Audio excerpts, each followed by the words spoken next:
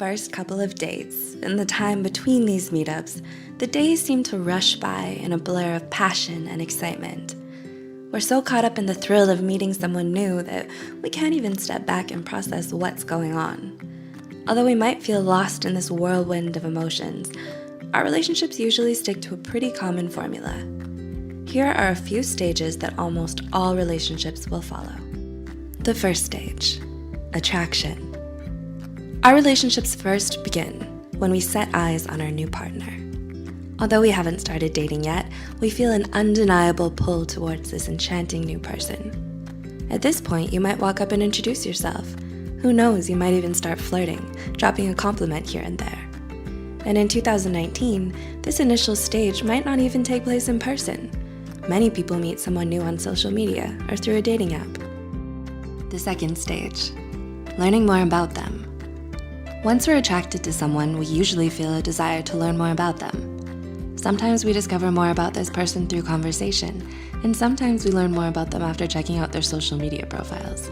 Better yet, we might even ask mutual friends for more juicy details about this new person. All of this new information helps us decide whether or not they're a good fit.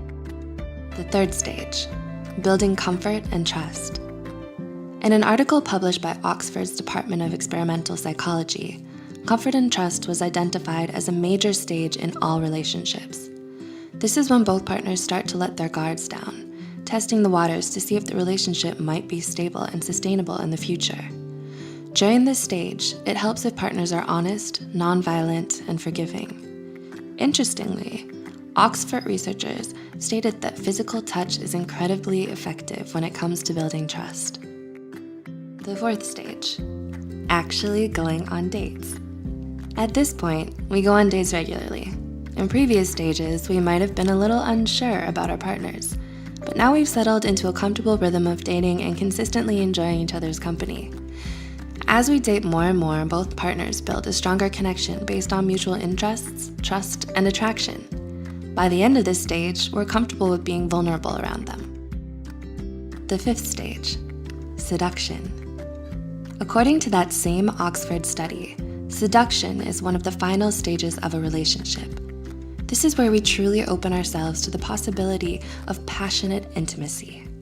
According to Oxford researchers, women need more time to develop this emotional connection when compared to men. When we reach this stage, we stop thinking of ourselves as singular beings. Instead, we start to become one with our partners.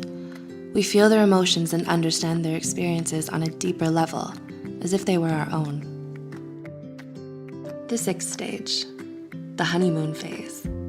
Most of our viewers are probably familiar with this phase of a relationship. In the first 6 months or so, everything seems new in a relationship, and this could be explained by scientific studies. Researchers tested nerve growth factors and cortisol levels of couples within the first few months of a relationship. These levels were very high, resulting in feelings of euphoria and reduced stress. But when they tested those same levels 12 to 24 months later, the levels had returned to normal. This suggests that relationships are only truly tested after the honeymoon stage is over, and the physiological love cocktail has worn off. The seventh stage, the doubting phase. This is the make or break stage for relationships. Doubts usually start to creep in after a few years, and making it this far is a real accomplishment. But the biggest hurdle is yet to come. You need to overcome all of these doubts if you want the relationship to succeed. Partners might start worrying about the unknown future, their individual career paths and interests, and whether or not their partner fits into all of this. If it's not meant to be, it'll become obvious during this stage. In this current age of social media, it's very easy to start comparing our own relationships to other perfect couples we see online. This makes the stage of doubts even tougher to get through in 2019. The eighth stage, commitment and stability. Once you reach this stage, you're home free. After many, many years, you're completely and unconditionally in love with each other.